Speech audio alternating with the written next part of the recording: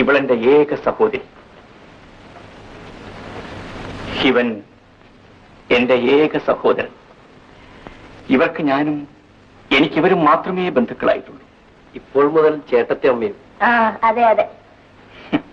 ഞാനിവരുടെ ചേട്ടനാണെങ്കിലും വയസ്സായ ഒരു കാരണവരെ പോലെയാണ് ജീവിക്കുന്നത്. അതുകൊണ്ട് ചെറുപ്പക്കാരിയായ സീതയ്ക്ക് ഇവരുടെ അമ്മയുടെ സ്ഥാനമാണുള്ളത്. കല്യാണം കഴിച്ച് ചേട്ടത്തിയമ്മയെ കൊണ്ടുവന്ന ഉടനെ പോലും ചേട്ടൻ വലിയ ഗൗരവമട്ടിലാണല്ലോ. ജീവിതത്തിലെ കൈപ്പേറിയ അനുഭവങ്ങളിൽ നിന്നാണ് പെങ്ങളെ ചേട്ടൻ ഗൗരവക്കാരനായി മാറിയത്. സീത അറിയാനും നിങ്ങൾ ഓർമ്മിക്കാനും വേണ്ടി പറയുകയാണ്. കടക്കാർ നമ്മുടെ വീട് ജപ്തി ചെയ്ത് അച്ഛനെ വാറണ്ടിൽ പിടിച്ചുകൊണ്ടുപോയ ആ രംഗം നിങ്ങൾ ഓർക്കുന്നില്ലേ?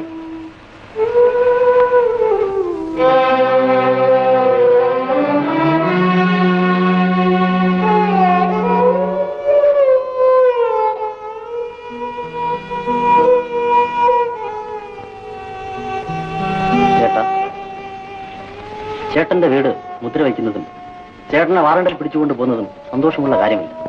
പക്ഷേ ഞങ്ങൾക്കത് ശരിയായിരിക്കാൻ നിവർത്തില്ല. എന്നാൽ പുറപ്പെടാം. എന്താ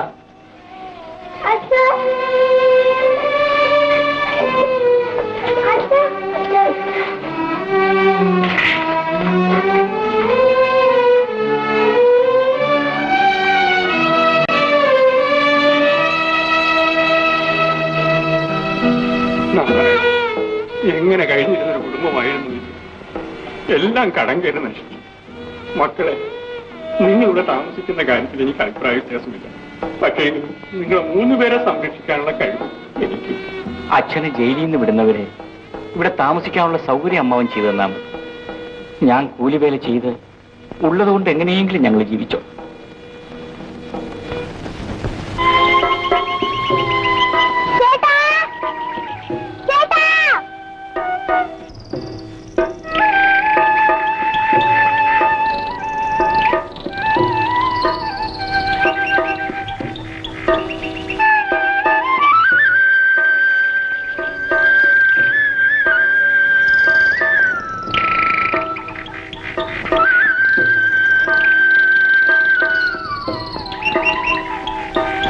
മോൾ ആദ്യം കുടിക്കേ.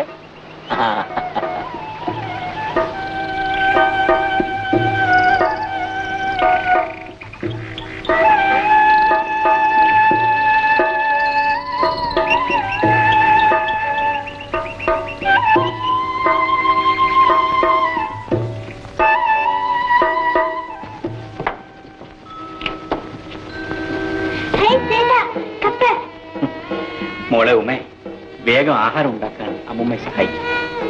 നമുക്ക് ഉള്ളതുകൊണ്ട് തൃപ്തിയായി കഴിയാം. ഒരു പുതിയ ജീവിതം ആരംഭിക്കാം. ഞാനും ജോലിക്ക് വരാൻ ചേട്ടാ. നീയും ജോലി ചെയ്യണം. അതിൽ ഒരു കുറച്ചിലും വരാനില്ല. നമ്മുടെ അച്ഛൻ കൂടി നമ്മുടെ കൂടെ വന്നു ചേർന്നിരുന്നെങ്കിൽ. ചെല്ലുമോളെ, വേഗം ചെല്ലും.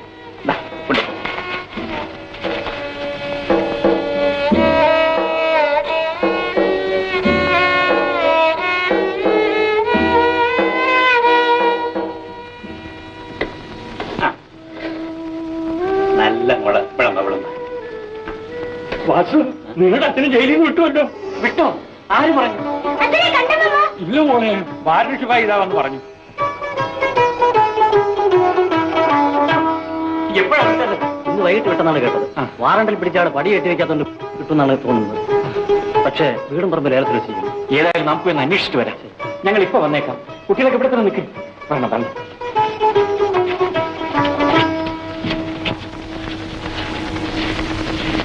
അച്ഛാ,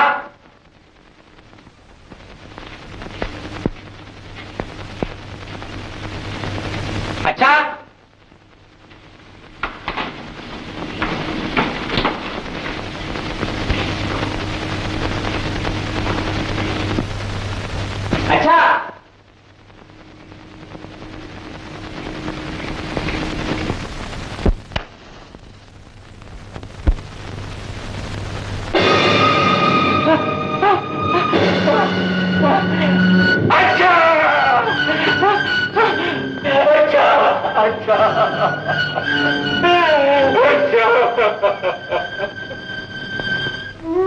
കടം വാങ്ങി പോലും ആർഭാടമായി തന്നെ അച്ഛൻ ഞങ്ങളെ വളർത്തി.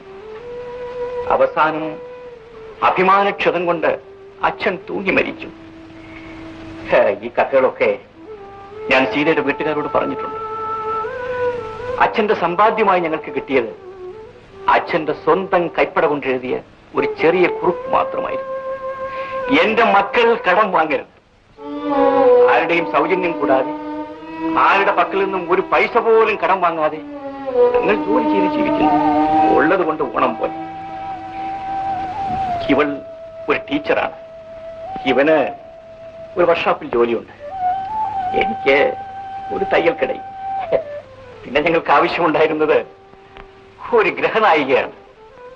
അതിനാണ് സീത. ഉള്ളത് കൊണ്ട് ഒതുങ്ങി ജീവിച്ചിട്ടുള്ളവളാണ് ഞാനും. വേഗം വിളമ്പിയിട്ട് രണ്ടുപേരും അങ്ങോട്ട് ഇരുന്നാട്ടെ. വേണ്ട വേണ്ട, ചേട്ടനും ചേട്ടത്തി കൊണ്ട് ഉടങ്ങിക്കോ.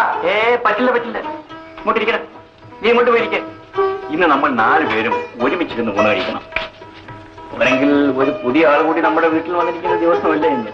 ഇനിയും എത്രയോ പുതിയ അംഗങ്ങൾ നമ്മുടെ വീട്ടിലേക്ക് വരാനിരിക്കുന്നു. നീ കല്യാണം കഴിച്ചു കൊണ്ടുവരുന്ന കാര്യമാണോടാ പറയുന്നത്? ചേട്ടൻ കല്യാണം കഴിച്ച കാര്യമാണ് പറയുന്നത്. നീ വിശേഷമൊന്നും പറയണ്ട, ഊണ് കഴിക്കേ. ആദ്യം മധുരം കഴിച്ചിട്ട് ഊണ് കഴിക്കണം. ഇങ്ങനെയൊക്കെ ഉണ്ണുന്നത് തന്നെ ഒരു മധുരമാണ്. കഴിച്ചോളൂ കഴിച്ചോളൂ.